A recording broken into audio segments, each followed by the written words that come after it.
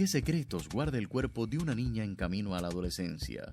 Sin duda es un mundo de cambios, de descubrimientos y a veces también de silencios. Hoy en Mitos de la Salud abordamos un tema delicado, de esos que a menudo se hablan en voz baja o se ignoran: la vulvovaginitis premenárquica. Picazón, enrojecimiento, molestias que no se atreven a contar son algunos de los síntomas de esta condición ginecológica que aparece con más frecuencia en la edad pediátrica. Lamentablemente, algunas niñas con infecciones en la vulva y la vagina no reciben atención médica, ya que existe desconocimiento y hasta rechazo por parte de los familiares al examen de los genitales de su hija.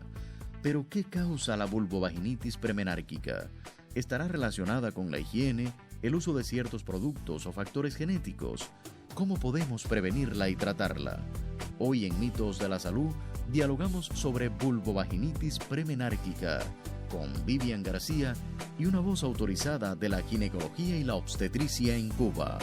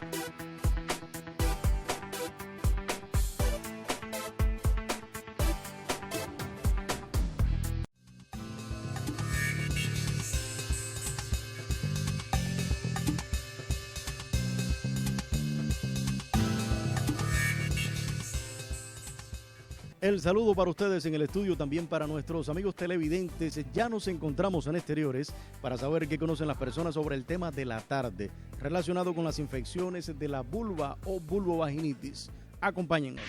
¿Ha escuchado hablar usted sobre la vulvovaginitis o infección de la vulva y la vagina? No. Sí, he escuchado y además sí he oído de distintos tipos de parásitos. Que son delicadas, que son peligrosas. ¿Conoces los síntomas? Bueno, por ejemplo, ardor, puede ser picazón, que los médicos le llaman prurito, si alguien lo oye hablar, enrojecimiento. Picazón, molestia. A veces las adolescentes tienen muchas secreciones, que dicen tengo secreciones, mancho el bloomer. ¿Sabe qué es la causa? ¿Cree que esté relacionada con la higiene o el uso, por ejemplo, de ropa ajustada, de algún producto perfumado? ¿Podrá ser alergia? Todo eso pudiera causarla. Una persona puede ser alérgica o puede... Vuelvo y te repito, las niñas, que a veces las madres nos extremamos en higiene, le podemos causar esas alergias. Contacto con algún parásito del agua. El agua que se utiliza para el aseo también es muy importante, porque esas aguas que están estancadas por mucho tiempo provocan todas esas situaciones. Y en caso de que no haya tenido todavía relaciones sexuales y tenga ese tipo de problemas, ¿qué usted cree que sea? No sé, pienso que la higiene entonces. Estas son las opiniones que hemos encontrado en la tarde de hoy. Por el momento yo solicito un segundo contacto más adelante para abundar un poco más sobre este tema. Hasta entonces devuelvo la señal a los estudios centrales.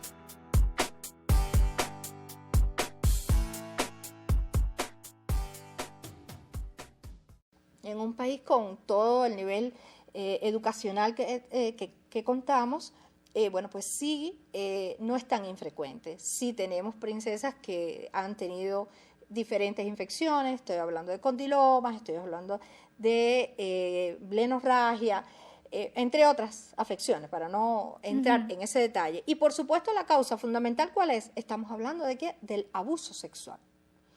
Ahora, dice que un abuso sexual en estas edades puede ser causa de una vulvovaginitis. De hecho lo es. Es fundamental que siempre lo pensemos. Ahora, no necesariamente todos los flujos tienen que ver con esto, porque a veces le llegan con este estado de pánico y temor las madres, porque tienen flujo, porque si el papá, porque si el tío, porque si pudiera ser, no lo podemos descartar, pero para eso el examen físico. Y de eso entonces es lo otro que me gustaría tocar, porque a veces vienen con esa, ya resolvieron, como dicen ella, o han ido a algún otro escenario y se le ha tomado una muestra de exudado. No, por favor. El exudado nosotros lo hacemos justamente cuando aplicamos todo el método clínico. Interrogamos a la paciente, que generalmente ellas saben que ese tema no se toca. Recuerdo ahora rapidito a una princesa que me decía todo el tiempo, mamá, era una vulvovaginitis persistente y cuando tratábamos de hablar, ¿alguien te ha tocado? ¿Tú te has tocado? No. Y bueno, en reiteradas ocasiones que no. Bueno, cuando la llevamos al salón y logramos extraer el cuerpo extraño que tenía, cuando está despertando de su anestesia, pues ahí mismo me dice, me lo sacaste. Esa princesa que solamente tiene 5 años con una comunicación maravillosa y en cambio ella, la respuesta que siempre me daba, cada vez que yo le decía, ¿tienes algo? ¿Alguien lo ha tocado? ¿Alguien lo ha llevado? Y la respuesta era, la tota no se toca. O sea, que aunque siempre decimos, los niños ni mienten ni callan verdad, ojo, cuidado, que como se crece con ese fortalecimiento de que los genitales solamente es mamá, bueno, pues a veces entonces cuesta un poco de trabajo que la niña pues haga el comentario, porque es romper con lo que mamá le está exigiendo. Y entonces siempre pensarlo. Entonces, respecto a los abusos, lamentablemente la mayoría de los casos que hemos tenido, afortunadamente no son los más, pero los que hemos tenido están relacionados con familiares, con personas que son próximas a los niños. Por tanto, una observación continua, cómo la tocan, quién la llama, porque a veces es justamente el que más caramelo le compra. Sí, señor. O sea, no nos podemos hacer a la idea de que el abusador en estas edades es el que la tomó por sorpresa y todo un escándalo. No, es una persona que ya viene preparándola para que esto ocurra.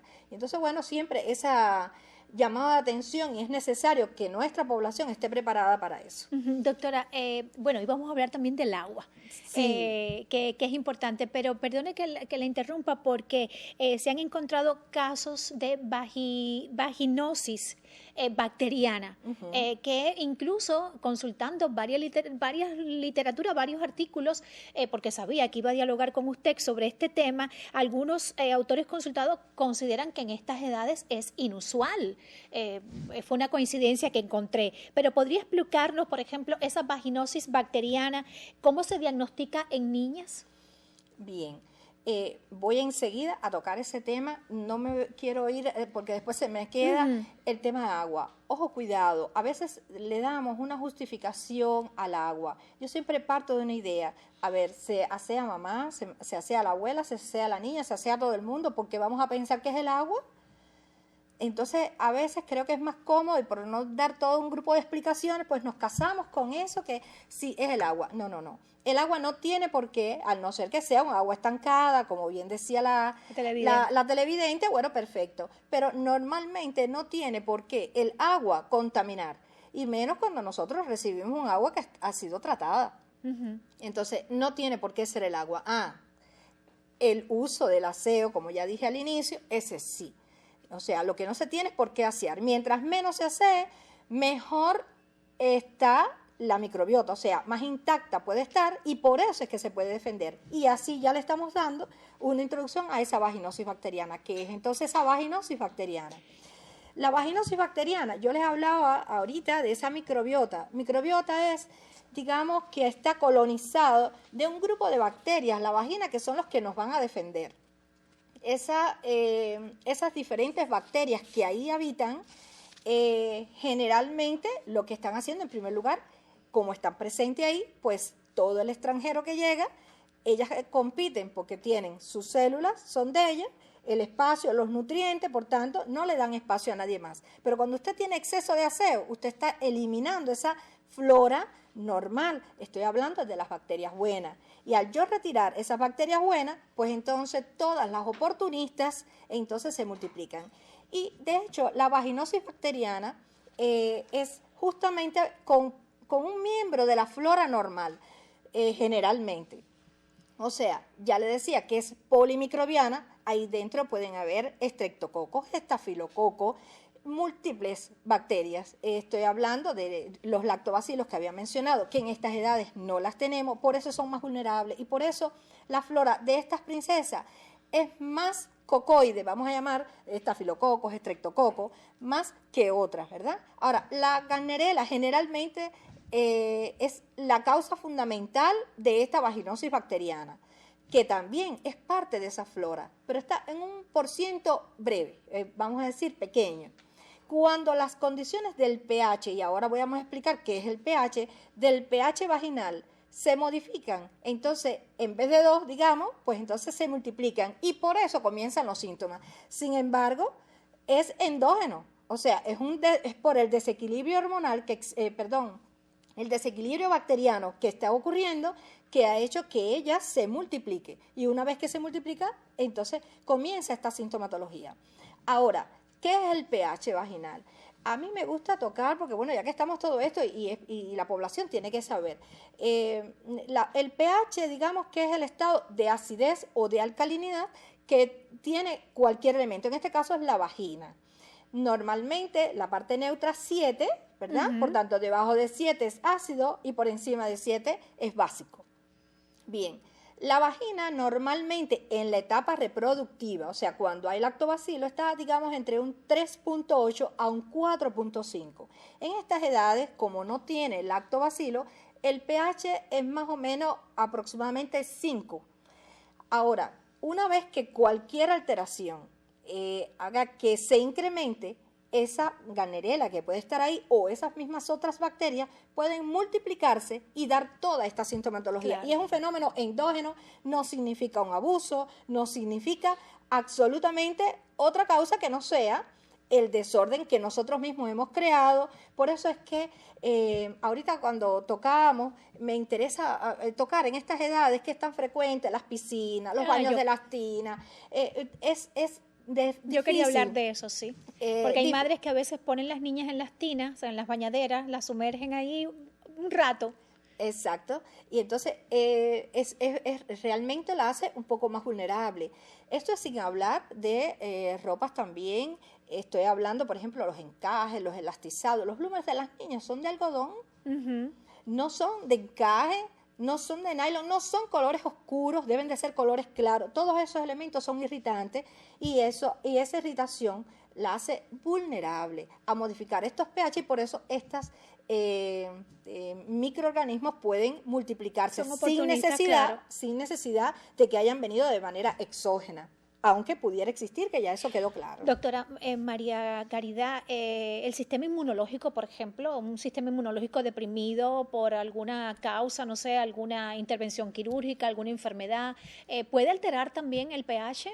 Y pueden estos microorganismos que usted dice que son propios, que habitan en las niñas, que habitan en las mujeres, digamos, ser oportunistas y comenzar a dar síntomas también. Sin duda, sobre todo enfermedades inmunológicas, por ejemplo, en primer lugar la diabetes. En la diabetes mellito hay un exceso de glucógeno, por supuesto, entonces todo este grupo de bacterias pueden ser causa de multiplicación, de desorden, de disbiosis, por así llamarlo. Vamos a llamarle para que nuestra población entienda, que se multipliquen las bacterias malas y que haya menos buenas, porque lo normal es que existan las bacterias buenas. Claro. Entonces, eso puede ser con esas enfermedades, diferentes enfermedades. ¿La obesidad? La obesidad es número 1. Y máximo tiene 2 razones. Uno, porque desde el punto de vista inmunológico está afectada por un grupo de cambios metabólicos que afectan. Otro, por el desorden de los carbohidratos. Y vuelvo, insisto, con los azúcares. Y ya de hecho estamos dándole orientación a las mamás, porque disminuir la dieta rica en azúcar es un gran paso de avance, porque a veces queremos que no ocurran estos fenómenos, pero siempre estamos con la galletita, el dulcecito, el refresquito, y esas dietas también contribuyen a ello. Es más saludable cuando tomamos el yogur natural, porque es un probiótico. Ahora, cuando estamos hablando de este fenómeno, o sea, de estas bacterias buenas que nosotros contamos en esa vagina, también puede estar relacionada con otras enfermedades, no necesariamente inmunológicas. Yo les decía ahorita que cualquier infección a cualquier lugar, pero también es consumo de antibióticos. Los antibióticos, cuando una paciente está consumiendo antibióticos, también puede disminuir el número de las bacterias buenas. Claro. Y entonces hace que estas oportunistas, pues, aquí se aprovechen y, bueno, se multipliquen. Y cómo se automedica la población. Así mismo. Que es una realidad. Usted ha tocado en el transcurso de esta conversación varios síntomas de la vulvovaginitis premenárquica, y estábamos hablando de esa vulvovaginitis causada por diferentes causas, valga la repetición de la palabra, pero ¿cómo una familia o cómo nosotros podemos diferenciar esa vulvovaginitis causada por bacterias, por ejemplo, y otras causadas por hongos? Hay síntomas que diferencian. Usted hablaba, por ejemplo, de un flujo color blanquecino que simula el yogur, ¿no? Decía.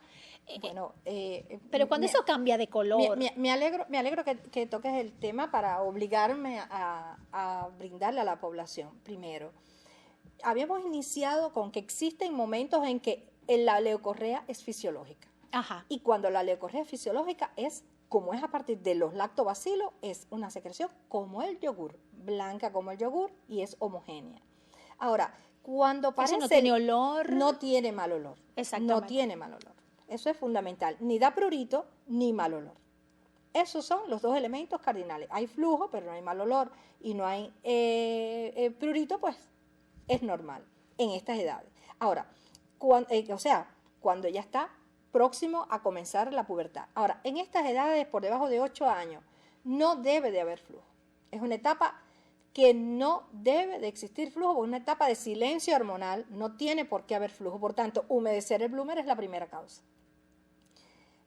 Para seguir con estas características del flujo, voy a seguir. Existe los hongos, o sea, las cándidas, las monilias, dan una secreción que parece leche cortada. O sea, son grumitos. Pero es poco frecuente que una princesa en estas edades lo tenga. ¿Por qué? Porque la cándida es típica de un pH bien bajo. Y recuerden lo que les hablaba ahorita, que está más alejada de esa acidez. Por tanto, no debe de existir, al no ser que sea una princesa con una diabetes diagnosticada o no diagnosticada. ¿Ya? Pero no es usual en esta edad. Ahora, pudiera ser entonces que tenga una coloración grisácea, amarillenta, por otras infecciones. La Escherichia coli generalmente, que precisamente está en el ano, está muy próximo, y sobre todo cuando hay oxidro, que es la primera causa en estas etapas, generalmente las secreciones son blanca amarillenta y muy fétidas, justamente por la Escherichia coli. O puede ser por una Gardnerella y se ve más bien blanca grisácea, a veces espumosa, y siempre muy fétida. Por tanto, lo que no puede ocurrir es que exista picor, o sea, prurito, o exista fetidez. Y en estas edades, si existe un flujo, debe de acudir al médico con cualquiera de estos 3 elementos. No tiene por qué existir. Es decir, le preguntaba porque hemos recibido ya algunas llamadas al 2445-3447 y un poco como que la familia quería saber, o sea, cuáles los síntomas de esta vulvovaginitis causada por bacterias o causada por hongos en este caso. Pero hay otro detalle que también ha llamado muchísimo la atención en nuestros seguidores, y es que usted hablaba del abuso sexual.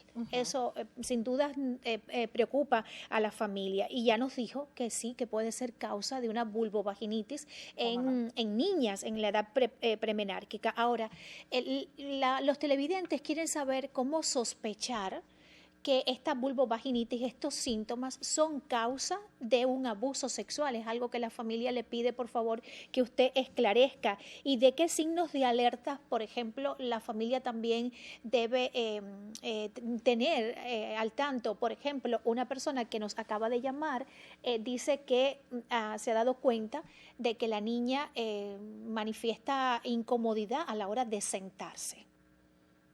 Ya. Bueno, lo primero para hablar del tema de abuso es siempre que se sospeche un flujo, hay que acudir al médico. Nosotros por la clínica, y yo insisto, clínica, nosotros solamente tomamos una muestra de exudado justamente cuando estamos sospechando en alguna de estas infecciones de transmisión sexual, porque el resto lo tratamos por la clínica, ¿ya? Pero cuando los elementos del flujo, a veces purulento, verdoso, entonces sí tomamos una muestra. Y voy a hacer un paréntesis antes de continuar con el tema, porque sé que esto ofrece confusiones. Importante, cuando hablamos de verde, estoy diciendo verde en el momento de salir, porque ¿qué pasa? El bloomercito, cuando tiene una secreción blanca, al ratico ya se ve amarilla, pero si no lavamos el bloomer rapidito, lo dejamos allí, se ve verdosa. Y si, bueno, los hábitos son de lavarlo el fin de semana, se lo va a topar Carmelita.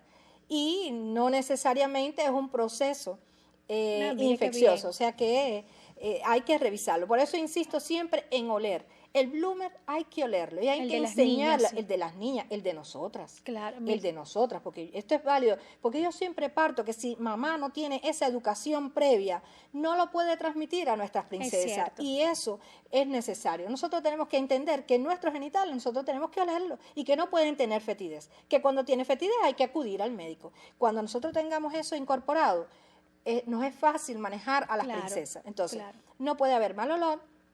Y el flujo no debe de ser amarillo en el momento de salir. Es que en estas edades, vuelvo y reitero, no debe haber flujo amarillo. No debe, lo más importante es que no debe haber. No debe haber. Exacto. Después que hay cenitos, o sea, ya hay desarrollo de la pubarca y de los vellos, puede haber flujo blanco.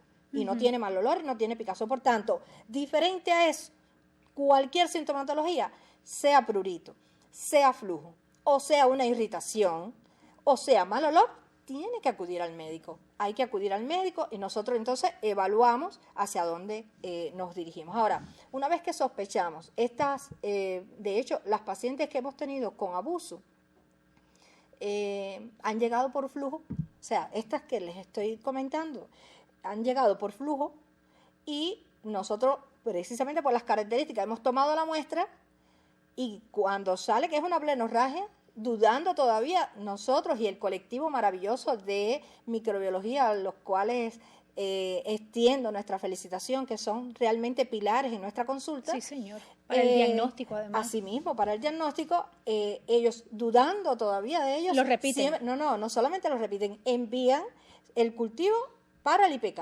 O sea, nosotros no hacemos un diagnóstico de una infección de transmisión sexual en una premenárquica si no tiene confirmación del IPK en La Habana. O sea, ¿hasta dónde? Porque es un tema muy delicado. Claro. Y por supuesto se maneja, ya sabes, trabajadores sociales, el equipo de salud mental y por supuesto el tema PNR. ¿Bien? Pero bueno, la persona que nos llamó nos dio su nombre, que dice que nota que su niña tiene, o sea, dificultades para sentarse, como que hay cierta molestia. También observar, por ejemplo, si la niña está retraída o no quiere ir a la escuela. No sé, doctora, esas son veces, señales. No solamente a veces no querer ir a la escuela, porque acuérdate que estamos en estas edades. No quieren a veces ir al círculo, pero a veces es o rechazo o aproximación excesiva a un miembro familiar. Y eso también, eso a veces duele muchísimo. A veces yo me voy con una carga emocional muy grande cuando tengo princesas con esta situación, porque veo el sufrimiento de esas madres que no pueden asumir que esté ocurriendo una cosa como esta en una familia que pudiera ser aparentemente funcional. Y por eso siempre invito a esa observación continua de cada uno de los síntomas que tiene la princesa. Ahora, yo insisto, porque lo más frecuente es el oxiuro, es justamente las medidas generales contra el oxiuro, porque el oxiuro parece que no, pero es extremadamente frecuente en estas edades. Vamos a hacer una pequeñita pausa, sí, para volver inmediatamente a exteriores, que Giancarlos ya está listo. Enseguida continuamos, doctora. Dale.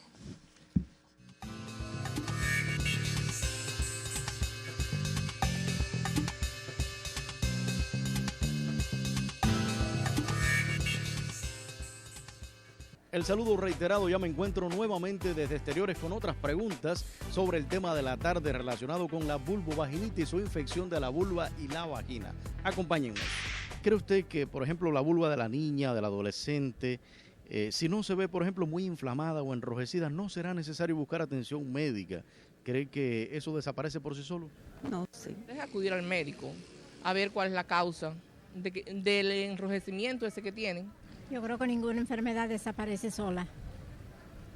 Eso es lo que yo creo. Al menor síntoma, cuanto antes, y más si son niñas o adolescentes, ir al médico preventivamente es mejor que no ir.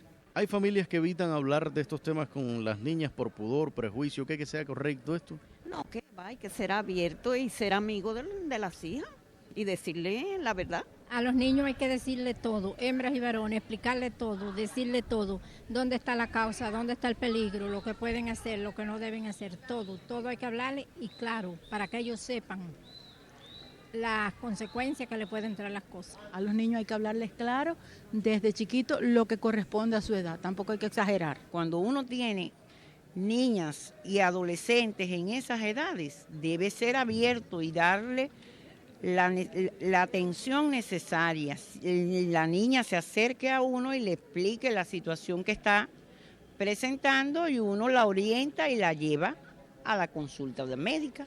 Desde que una niña tiene entre 10 y 11 años, hay que empezar a conversar con ella acerca de los temas, porque la juventud en estos momentos hacen las cosas sin darse cuenta y muchas veces es por el motivo de que no saben bien analizar las cosas como son. Desde que una niña entra en la secundaria, por ejemplo, es opinión mía, hay que empezar a conversar con ella acerca de las relaciones sexuales, de los problemas y de las pros y contras, ¿ves?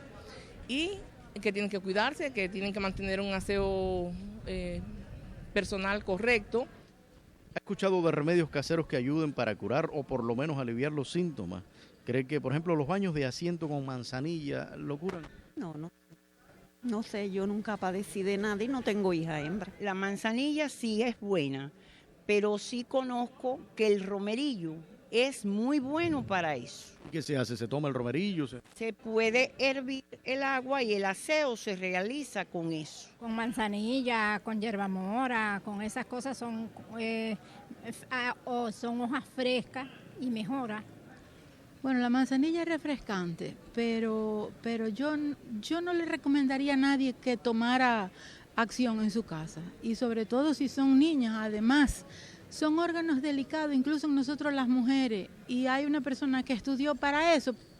¿Qué necesidad tenemos de estar tomando medidas que a la larga nos puede ser contraproducente? No me parece, no. Al menos yo estoy un poco en contra de esos remedios caseros. Lo que me da idea que el aseo personal y un medicamento que sirva para eso, que no sé en estos momentos cuál será. Estas son las opiniones que hemos encontrado en la tarde de hoy. Si quiere conocer un poco más sobre este tema, no se separe de la sintonía. Continúe con Mitos de la Salud, el programa donde se dan la mano, mente y corazón. ¿Cuál medicamento será? Doctora, el tiempo realmente rebasa, o sea, el tema rebasa nuestro tiempo televisivo y el tiempo se nos ha ido volando. ¿Usted estaría en condiciones de volver la próxima semana para seguir profundizando en el tema de la vulvovaginitis premenárquica? Es una tarea, así que... Ay, pues se lo vamos a agradecer muchísimo, porque el tema del oxiuro, yo sé que va a atraer la atención de muchas personas, pero yo tengo acá en la mesa unas preguntas que no puedo dejar de hacer. ¿Se transmite la vulvovaginitis? Es una pregunta de una persona. Sin duda. Se transmite la vulvovaginitis.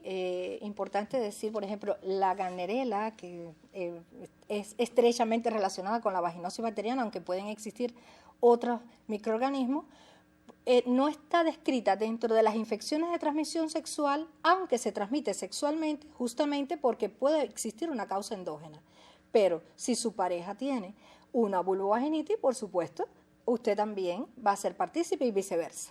Eso en el caso de las personas adultas. Bueno, no necesariamente. ¿No? Estás tocando un tema importante. El otro día, por ejemplo, tenía una princesa premenárquica. Tenía 11 años, no ha visto la menstruación y acude a nosotros buscando un método anticonceptivo porque su hija inició su vida sexual y no ha visto todavía su menstruación, de modo que si tiene vida sexual, no tiene protección, estamos hablando de una posible vía de transmisión. Ay, doctora, fíjese, acá tengo otra llamada que dice, ¿se puede tener relaciones sexuales? Yo la verdad que la pregunta porque estamos hablando de niñas, pero bueno, ¿se puede tener relaciones sexuales teniendo esta afección sin usar preservativos? Bueno, lo correcto es que no. Lo ideal es que exista siempre una protección.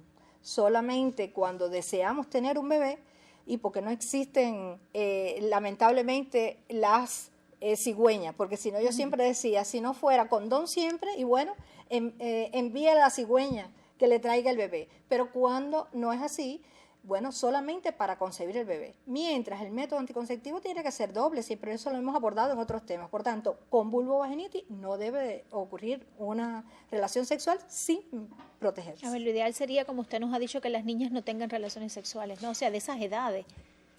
A ver, cuando hablamos de salud sexual y reproductiva, ellos tienen el derecho de decidir cuándo, está dentro de los derechos personológicos, pero sin duda esto es un gran tema que abordar, porque esto un poco es familia, cultura, es un gran tema. Es educación, exactamente. Bueno, doctora, nos vemos el próximo jueves. No vamos a desentrañar el mito. Bien. Sí, las infusiones de manzanilla son buenas para curar la vulvovaginitis. Yo he leído el aceite de coco, o sea, hay tantos mitos y creencias alrededor de la vulvovaginitis que la semana que viene vamos a abordar. Igual estaremos hablando de los oxiuros y estaremos hablando de tratamientos. Gracias, doctora, por dedicarnos estos minutos y a usted, como siempre, la invitación para reencontrarse dentro de 7 días con Mitos de la Salud, el programa donde se dan la mano mente y corazón. Buena tarde.